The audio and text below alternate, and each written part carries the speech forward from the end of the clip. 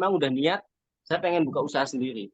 Cuman Hmm. saya ini orangnya terlalu nekat dan terlalu anti mainstream. Kalau kata orang terlalu berani ambil resiko tanpa ada persiapan. Bannya ini ya. Jadi ya ini produk identitas bisa dibilang ya. Jadi identity brand kalau bahasa saya. Jadi Iya, iya, iya, Gatiga iya, Snack iya. brand.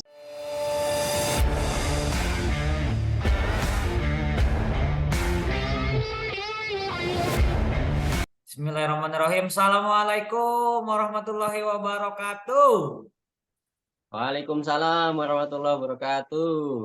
Balik lagi teman-teman. Ini malam ini kita lunch time talk lagi sama teman saya ini, teman kuliah. Terus juga ketua saya dulu waktu di Permatep. Beliau ini ketua organisasi HMJ kita. Tanpa basa-basi, sudah lihat background-backgroundnya ini arahnya nanti akan kemana, kita akan bahas-bahas. Perkenalkan dulu namanya siapa, bisnisnya apa sekarang. Silakan Bapak Rahmat. Assalamualaikum warahmatullahi wabarakatuh. Selamat malam teman-teman semuanya. Terima kasih buat waktu dan kesempatan buat saya untuk sharing, berbagi cerita, berbagi pengalaman. Perkenalkan nama saya Rahmat, ya. Rahmat, panggil aja Rahmat. Saya saat ini berprofesi atau mempunyai kesibukan aktivitas sekarang sebagai pelaku usaha atau berwirausaha. Ya, lebih tepatnya saya mencoba untuk merintis usaha sendiri di bidang persnekan atau perkeripikan. Itu sih, Bung Nanda. Iya, iya. Itu ya teman-teman, mereknya udah tuh yang di baju sama yang di belakang, tapi kita belum ke bisnis dulu. Karena gini Pak Rahmat, konten Ya, saya itu kan dunia kerja ya. Saya pengen bahas dulu Pak Rahmat kan dulu pernah kerja, saya tahu pernah kerja di beberapa betul. tempat. Terus, nah kita pengen tanya dulu nih, pengalaman kerjanya Pak Rahmat itu sebelum akhirnya memutuskan berwirausaha itu di mana aja? Ya, saya mulai bekerja itu pertama kali dari tahun 2012. Jadi waktu itu saya masih menjelang wisuda. Jadi lebih Oke, tepatnya oke. sebelum saya wisuda, saya sudah diterima bekerja di PT JNE. Itu pertama Oh kali iya saya iya iya terjun. betul betul betul betul. Saya ingat itu saya ingat. Ya, itu pun nggak lama, itu hanya 3 bulan karena saya kurang cocok dengan apa namanya sistem kerjanya atau apa Oke job desk yang diberikan sehingga saya memutuskan untuk oke. resign. Kemudian saya mencoba lagi melamar di kerja di dunia sales marketing. Kebetulan waktu itu yang bukaan tuh 2013 itu PT-nya namanya PT SNS Garuda Food Group gitu. Nah, Oke, itulah iya iya awal iya mula iya karir betul saya yang betul betul. sesungguhnya di dunia kerja sebagai seorang salesman di PT SNS. Nah, mulai dari 2013 saya masuk melalui jalur yang namanya Champion Train Oh, atau bahasa umumnya banyak yang nyebut juga manajemen train gitu ya. oh ya Nah, MT itu ya kemudian MT ya. iya MT, tapi kalau bahasa di perusahaan SNS dulu namanya CT, Champion Train. Oke. Dari sales, kemudian saya udah kemana-mana sebenarnya karena saya dimutasi terus. Jadi dari Lampung, kemudian saya training pelatihan selama kurang lebih 40 hari di Bekasi, di kantor pusat. Kemudian balik ke Lampung lagi, langsung dimutasi ke Bangka.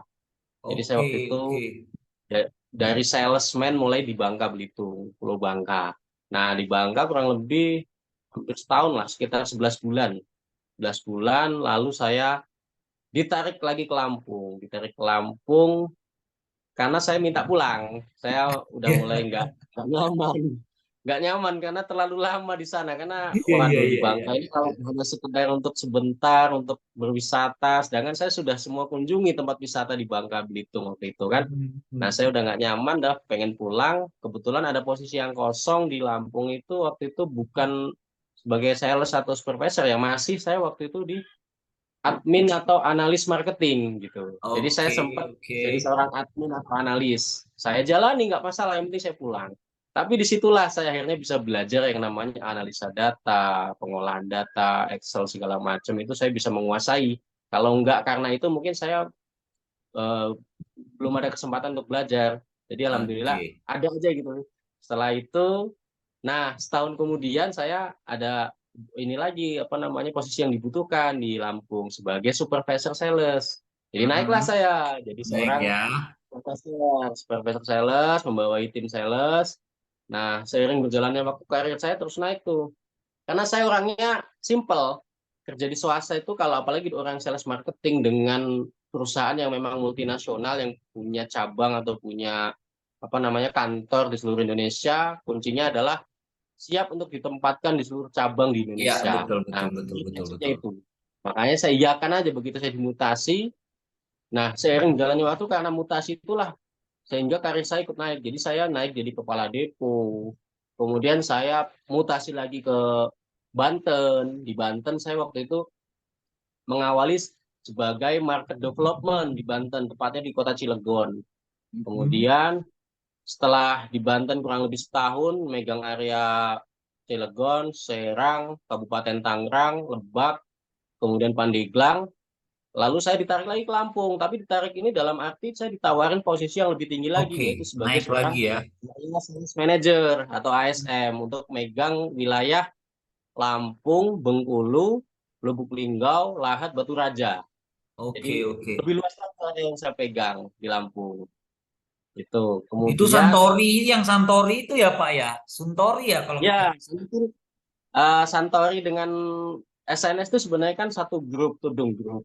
Jadi saya waktu itu sebenarnya saya mutasinya ke Santori saat jadi Oke, oke, oke. ASM itu sebagai area sales manager PT Santori ini produknya minuman. Minuman ya. Lalu saya sampai ketemu titik jenuh, bosen di Santori, saya memutuskan untuk resign dan pindah perusahaan. Tapi dalam tanda kutip tuh gini, saya tuh orangnya gimana ya? Agak bingung juga. Saya sendiri aja bingung dengan diri saya sendiri waktu kerja. Jadi saya tuh tipikal orang yang udah bosen kalau kerja. Oke, Jadi oke, oke. bosen, jenuh. Kemudian saya resign. Jadi sebenarnya mutasi dalam yang saya sebutkan tadi itu nggak sepenuhnya mutasi secara administrasi, tapi lebih Nah. saya beberapa kali resign. Resign kemudian saya jalan-jalan, touring, Oh iya, berwisata, iya, pulang iya, iya. lagi, ngelamar lagi, diterima gitu. Jadi Oke, memang waktu itu oke, oke, bagus gitu oke, ya. oke, oke, oke. Eh, enak bener resign ya kan, kemudian jalan-jalan, pulang, pengen kerja lagi, ngelamar lagi masih diterima Masih sama atasan diterima ngelamar lagi. gitu. Nah Oke. itulah, jadi di S Santori itu saya resign, kemudian saya touring ke Padang, jalan-jalan segala macem sama istri, kemudian pulang lagi, baru saya ngelamar kerja lagi di PT ASW Food. Nama PT-nya itu produknya Hatari Biskuit. Oh iya, Jadi Hatari ya, yang gabungan biskuit-biskuit. Oke, oke, ya oke. sebagai ASM juga, tapi nggak lama. Saya cuma ngabisin waktu 6 bulan masa percobaan atau masa training. Kemudian atasan saya manggil saya untuk diangkat bayaran tetap, tapi saya tolak. Terus sombong banget saya bilang. Oke, Kurang jadi lebih kalau kita ditolak doang. berbicara lama kerja, berapa lama tuh? 2012 sampai akhirnya memutuskan, udah deh nggak kerja, itu tahun berapa? 2019 akhir bulan Oh, September 2019 saya putuskan full saya resign nggak kerja lagi sampai sekarang. oke, sampai sekarang. Nah, itu Pak Rahmat. Kan sempat kita bahas juga kemarin ya. Pengalaman kerjanya tadi sudah banyak, tapi memang banyak bergelut di dunia makanan ya, makanan dan minuman ya. Sehingga Ya, akhirnya resign di 2019, apakah pengalaman pekerjaan itu yang mendorong Pak Rahmat untuk buat bisnis seperti yang sekarang? Ide kreatifnya itu muncul dari mana kok? Oh, kayaknya saya mau berwirausaha snack ini deh gitu. ya. Kalau berbicara soal kenapa saya memutuskan untuk usaha di bidang snack atau keripik, sebenarnya boleh jujur sih saya waktu masih kerja saya belum terlintas mau Oke, usaha apa. oke. Cuman pada intinya waktu saya memutuskan resign itu saya memang udah niat saya pengen buka usaha sendiri. Cuman Hmm. saya ini orangnya terlalu nekat dan terlalu anti mainstream. Kalau kata orang terlalu berani ambil resiko tanpa ada persiapan, tanpa ada modal, tabungan segala macam, saya nekat aja resign, touring ke Kalimantan, ke Bali, Lombok, Sumbawa selama 2 bulan, pulang nganggur dan nggak ada modal, nggak ada tabungan, ya udah ngalir aja gitu sampai Saya kan gini, saya kan orang sales ceritanya. Jadi saya tuh awal mulai itu iseng-iseng. Pada awal 2020 saya itu cobalah saya ngampas. Kan saya dulu kan sales, pernah ngampas Oke, juga dong oke. produk-produk saya waktu itu di kerja. Akhirnya saya memutuskan, cobalah saya berani ngampas juga, tapi dalam arti ini usaha saya sendiri gitu.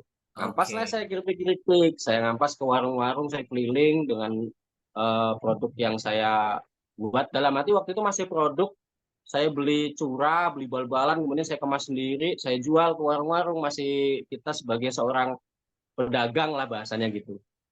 Nah, sampai adanya yang namanya PPKM ya 2020 Ya, kalau nggak salah ya, bulan ya, ya. Maret, bulan Maret April itu PPKM, kampus kan libur, kemudian langganan saya kan warung-warung di dekat daerah kos-kosan, Oke. Tera, UIN gitu dan sekitarnya sepi gitu. Dagangan saya itu di warung-warung banyak yang BS, kemudian apa namanya saya nggak jalan lagi itu. Ya udah, saya akhirnya bingung juga mau ngapain usaha apa lagi gitu, muter otak lagi gitu, sampai ketemulah jalan saya ada yang namanya kampus sekolah online waktu itu.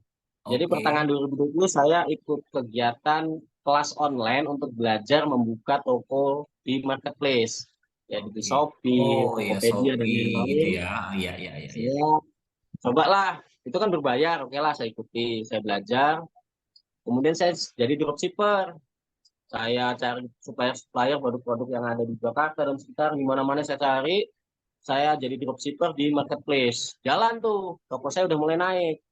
Nah, sampai suatu ketika saya ketemu, saya diajak teman untuk ngumpul di perkumpulan UMKM. Di Oke, situ oke. isinya UMKM-UMKM yang ada di Bandar Lampung, ngumpul ada kegiatan gitu dari BRI. Diajaklah saya, oke saya ikut. Nah, saya bengong lah. Ini mereka pada bawa produk semua, produk sendiri ya kan. Sedangkan saya nggak bawa apa-apa gitu kan. Saya cuman yang penting ikut gitu. Dropshipper, masih dropshipper pada waktu Itulah itu awal ya. mula saya. Disitulah awal mula saya ingat banget waktu itu bulan Agustus 2020, awal mula saya akhirnya kepikir, kalau gini caranya, saya harus punya produk. Dan mulailah saya mengamati situasi pasar, kemudian potensi, peluang yang ada. Saya akhirnya amati. Oh, jadi cara memasarkan produk ini sebenarnya mereka itu sekarang pangsa pasar utamanya adalah toko oleh-oleh di sekitaran Oke, Bandar oke. Lampung. Nah, kemudian karena saya kan punya kelebihan tadi, saya udah belajar online. Iya, Saya iya, iya, iya. mulailah usaha buat produk sendiri, ngurus perizinannya, izin edar segala macam, bikin merek, bikin kemasannya segala macam. Kemudian saya jual dulu nih di marketplace saya, kemudian saya resellerkan. Lalu setahun kemudian baru saya berani masuk ke toko oleh-oleh untuk Oke. konsinyasi gitu. Nah, jadi langkahnya cukup cukup apa namanya? Cukup Prosesnya panjang karena panjang saya ya. tadi ya karena saya nggak ada modal sama sekali untuk mulai gitu. Modalnya passion itu Pak Rahmat. Jadi Iya, gairah untuk berwirausaha ya. Oke, betul tadi kita betul. sudah bahas pengalaman kerja sampai akhirnya berwirausaha. Kita tinggal dulu itu saya itu tertarik dengan apa yang ada di belakang-belakang itu. Ini walaupun ini channelnya belum terkenal, mungkin Pak Rahmat ini pasnya harusnya dikasih solusi nih. Di channelnya kasih solusi kan udah besar tuh ya khusus untuk UMKM ya. Tapi Iya. yang sekarang saya pengen lihat itu apa aja sih produk-produknya Pak Rahmat yang Pak Rahmat punya sekarang yang diproduksi sekarang ini. Nah, produk saya sebenarnya banyak karena saya Ah, awal mula bisnis ini bisa dibilang karena tadi saya dasarnya belajar di online. Saya punya konsep awal itu pengen buka toko oleh-oleh versi online oke, di oke. marketplace. Maka saya punya produk varian yang banyak. Sehingga Mhm. ada beberapa jenis produk saya, di antaranya ya pasti keripik pisang kita punya, Oh karena iya, ini iya, kan dikenal khas juara Lampung umum ya, itu. khas Lampung ya. Ya, ya, gitu. Selain itu kita juga punya keripik sale pisang. Nah, Oke, sale oke, oke. pisang, Unik itu, unik sale terus pisang ya. ya kemudian ada miskin. Oh, kulit ikan. Ya, fiskin ini keripik kulit ikan patin. Ah, iya, Keripik iya, kulit iya, iya, ikan iya, iya, iya, patin. iya, iya, iya, Ini iya. ini sebenarnya produk yang unik, khas dan masih jarang sih ya di Ah, ah, Lampung. ah, ah, Ada ah, ah. Saya Jadi taunya masih itu empek-empek yang kulit kulit ikan ini, keripik kulit ikan boleh juga nih. Nanti saya boleh dikirim-kirim boleh lah ini Pak Rahmat ya. boleh lah, boleh banget gitu. Terus saya juga punya produk apa namanya opak mini. Nah, opak mini ini singkong. Oke, Singkong kita oke. olah jadi opak, tapi bentuknya mini, bulat-bulat. Iya, iya, iya, iya, Terus iya. kita kasih varian rasa telur asin dan rasa rendang. Oh, double, Tuh. dua varian ya.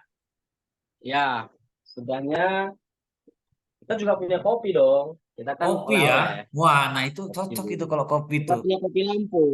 Oke, Ya, kopi oke, oke. Lampung, Robusta Premium khas Lampung dari Lampung Barat. Kita punya Oke. dan ini produk ini mohon maaf nih kemasannya aja yang saya tampilin ya.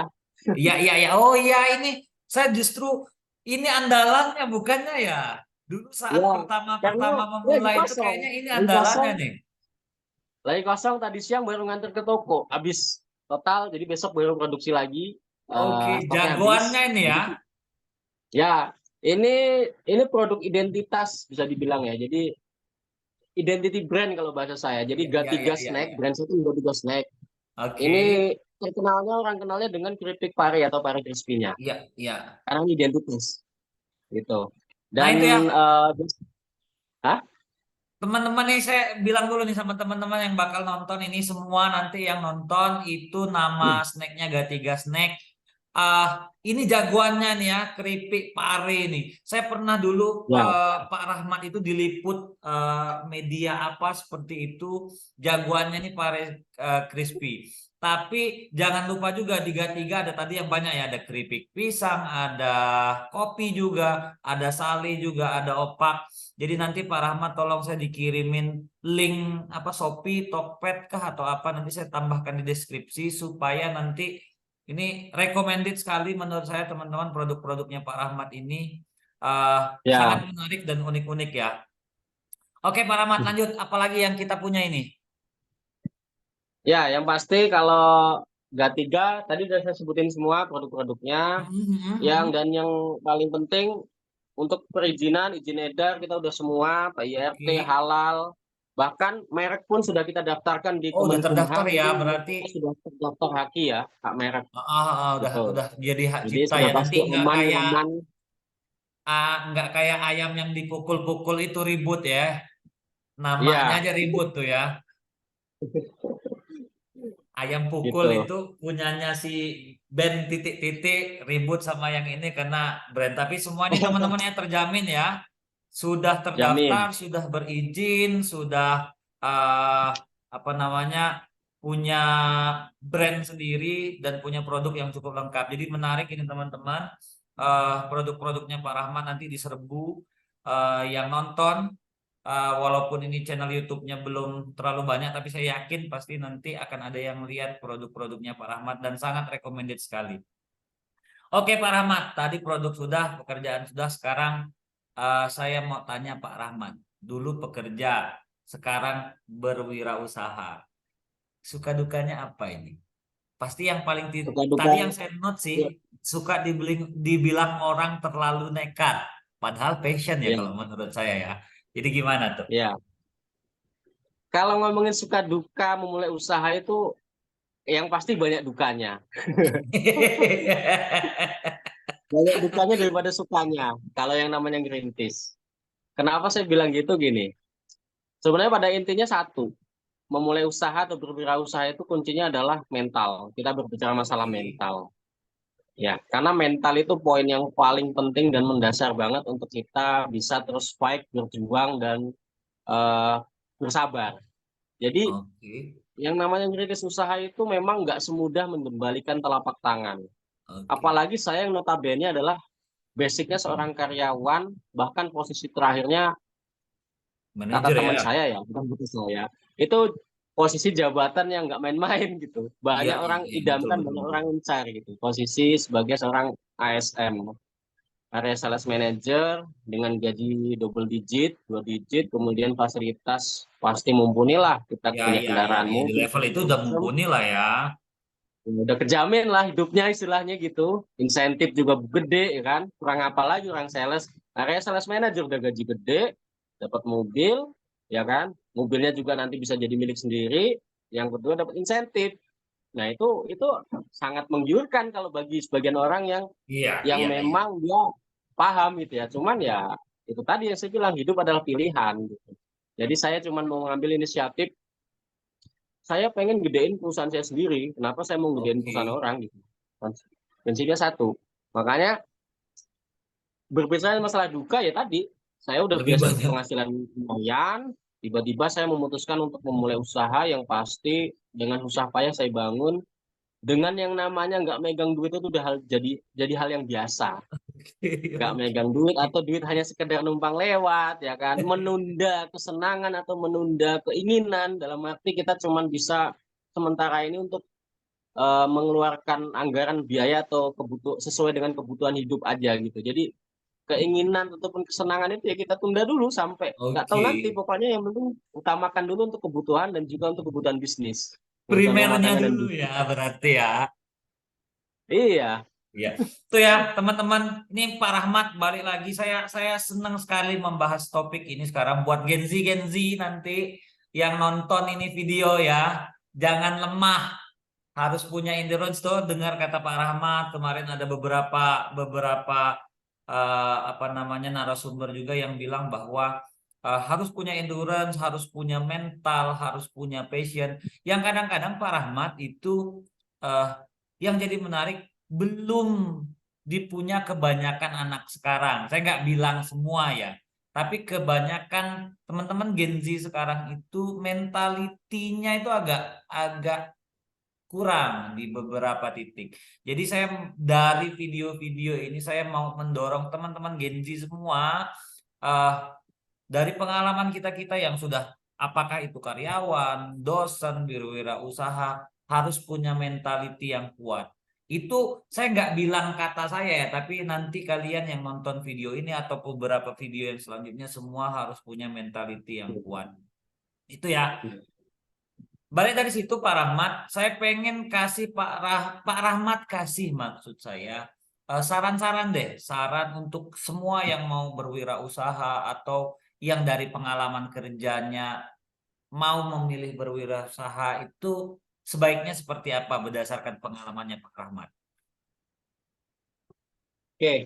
Eh saya awali dari gimana caranya kita menghadapi dunia kerja ya, terutama untuk Gen Oke. Z. Ini kan kalau nggak salah tadi nyinggung-nyinggung masalah Gen Z. Ya, saya Mhm. menanggapi soal Gen Z ini, saya juga sering sharing dengan beberapa kawan-kawan sesama pelaku usaha juga yang memang punya karyawan Gen Z ya. Mhm. Jadi banyak problem yang dihadapi oleh pelaku usaha, khususnya UMKM yang punya karyawan Gen Z. Khususnya itu di mentalitas, benar banget. Mentalitas Gen Z ini bisa dibilang sangat lemah. Jujur aja Mhm. sangat lemah. Itu yang saya rasakan, yang saya amati dari beberapa teman-teman. Ini baru di UMKM ya, belum berbicara di perusahaan-perusahaan swasta yang memang Ya. levelnya udah besar. Dan saya memang cukup mengamati, nggak tahu ya gimana sekarang kondisi dunia perkampusan atau perkuliahan atau persekolahan sekarang, saya kurang paham ya. Apakah karena efek dari setelah pasca COVID, ya kan? COVID ini bisa mengakibatkan banyak perilaku atau perubahan cara Iya, iya, iya, iya. pandang atau cara hidup atau cara bergaul dari seorang remaja-remaja yang beranjak menjadi pemuda. Saya kurang paham ya bagaimana bisa bisa merubah semuanya gitu ya. Tapi yang saya amati memang nggak semua ya, memang nggak Iya, semua, nggak dalam semua. arti kita juga harus objektif ya. Dalam arti Betul, banyak betul, kasus betul. yang saya lihat itu Gen Z ini cenderung mentalnya lebih lemah dan terlalu lembek gitu saya bilang. Lembek, Karena lembek gini, betul, betul. iya karena gini di dunia kerja pun sama gitu. Saya nggak usah muluk-muluk berbicara harus berwirausaha yang memang butuh mental baja banget ya. Kita Mhm. masalah kerja aja itu butuh banget mental yang bagus gitu. Iya, Apalagi iya, untuk iya. seorang yang baru lulus. Gini, Betul, sekarang betul, seorang betul. baru lulus, pengennya penghasilan besar, kerjanya pengennya enak. Enak. Nyari aja kerja di bapakmu kalau mau kayak gitu, ya kan? Iya, betul, betul. Karena gini tuh prinsipnya, saya ngalamin banget gitu ya. Dulu gaji pertama itu waktu itu saya cuma 1.200.000. Mhm. Sejuta dua Di ratus ribu awal gaji ya. pertama saya kerja gitu. Itu saya alamin. Artinya Oke. apa? Saya sadar diri waktu itu. Saya baru lulus kuliah. Dalam arti saya belum punya pengalaman. Saya juga nggak berhak untuk meminta gaji yang besar. Ya, Apa ya. yang bisa saya jual? Sedangkan saya belum punya pengalaman, ya kan? Betul, Sedangkan betul basic banget. saya masih sebagai seorang fresh graduate yang butuh belajar. Jadi, Ya. apa namanya? Insight yang saya mau sampaikan adalah untuk kita yang mungkin pengen kerja, ini pengen kerja dulu ya, pengen kerja untuk Gen Z, selagi kita belum punya pengalaman, apalagi seorang fresh graduate di bidang itu, pengalaman di bidang itu yang akan kita lamar, jangan pernah menyebut angka kita mau gaji berapa. Oke, oke, Nerimo, woy, oke, kalau kata oke. bahasa saya, nerimo aja, kemudian kita tunjukkan perform kita, kita tunjukkan Betul. kerja kita yang bagus, maka atasan itu akan melihat kinerja kita. Betul banget Jadi itu, betul bisa banget. bisa dikatakan benefit ataupun penghasilan yang akan kita dapat itu akan mengikuti dari hasil yang kita berikan kepada perusahaan. Itu akan pasti Iya, secara iya, iya. otomatis dilihat Betul, oleh betul, betul atasan. banget, betul banget. Yakin aja gitu. Itu Mm-mm. yang saya sharing. Karena itu yang saya rasakan dulu. Begitu saya bisa menerima, saya ditempatin kemana aja, dipindah kemana aja saya ngikut, saya nunjukin perform saya yang terbaik. Ya alhamdulillah karir saya melejit dengan cepat yang mungkin teman-teman lain nggak nyangka kok bisa saya dalam waktu beberapa tahun bisa mencapai level yang banyak orang incar dengan gaji yang cukup lumayan. Padahal orang lain belum tentu bisa dapetin itu gitu. Nah itu yang Betul, saya betul. dapat kuncinya adalah kesabaran, ketekunan, kemudian kita tunjukkan perform kita yang bagus. Pokoknya itu aja sih kalau untuk dunia kerja nggak muluk-muluk kok, apalagi perusahaan swasta yang memang persaingannya sangat ketat Iya, gitu. iya, iya, iya, Ya betul kan? banget, betul banget, betul banget. Gitu. Nah, itu ya teman-teman, balik lagi itu Pak Rahmat, itu salah satu misi saya buat konten-konten seperti ini supaya mereka itu bisa melihat bahwa dunia itu nggak sekecil yang mereka kira, nggak nggak Ya. sekecil apa handphone terus media sosial, bahwa dunia itu butuh endurance, butuh pengalaman. Makanya yang masih di kampus nih teman-teman yang Gen Z, perbanyaklah beraktivitas berorganisasi yang positif, perbanyak belajar. Hmm. Saya ingat Pak Rahmat dulu, beliau ketua organisasi, aktif sekali berorganisasi, bahkan di tidak hanya di kampus tapi juga di kedaerahan. Pak, beliau pernah jadi ketua IKAM Lamtim ya pada waktu itu. Iya, Uh, betul. Nah, dari pengalaman-pengalaman itu kalian punya punya apa ya? Punya mentality yang bagus, punya ketahanan mental yang baik. Jangan cuman ya berorganisasi males, terus di kuliah juga biasa-biasa saja, di pekerjaan kena press sedikit nangis. Banyaknya kayak gitu sih Iya, sekarang. betul. Lembek. Lembek banget. Jadi jangan sampai nanti generasi-generasi terus lembek. Saya nggak pengen seperti itu, bahwa kalian juga harus tetap berusaha dengan baik. Gitu Pak Rahmat. Yang terakhir Pak Rahmat, tadi kita sudah banyak cerita pengalamannya Pak Rahmat, menarik sekali. eh Baik pengalaman kerja, pengalaman wirausaha, saran. Terus yang terakhir nih, saya minta Pak Rahmat kasih kata-kata hari ini atau quote of the day. Ya, quote of the day hari ini adalah yang pasti hidup adalah pilihan. Setiap pilihan yang Ya, kita ambil akan memberikan konsekuensi yang akan kita rasakan nantinya. Jadi oh jangan siap. salah pilih dalam tujuan hidup ataupun langkah hidupmu. Itu sih. Oke, mantap, mantap, mantap. Oke, Pak Rama, terima kasih banyak waktunya. Mudah-mudahan Sama-sama. sukses terus, Amin. lancar. Makasih Nanti banyak doanya. tolong saya dikirim link-linknya ya, link Shopee, Siap, siap. Tokopedia kah, segala macam. Nanti saya tambahkan di link deskripsi. Teman-teman yang nonton video ini jangan lupa cek nanti G3 Snack, sangat rekomendasi. Terus yang terakhir jangan lupa like, subscribe dan komen konten-kontennya biar kita lanjut nanti di konten-konten selanjutnya. Oke Pak Siap. Ahmad, thank you waktunya. Makasih banyak. Salam untuk keluarga, Sukses selalu sukses untuk temannya. terus. Amin. Ya, Makasih. ya, ya. Assalamualaikum. Waalaikumsalam warahmatullahi wabarakatuh.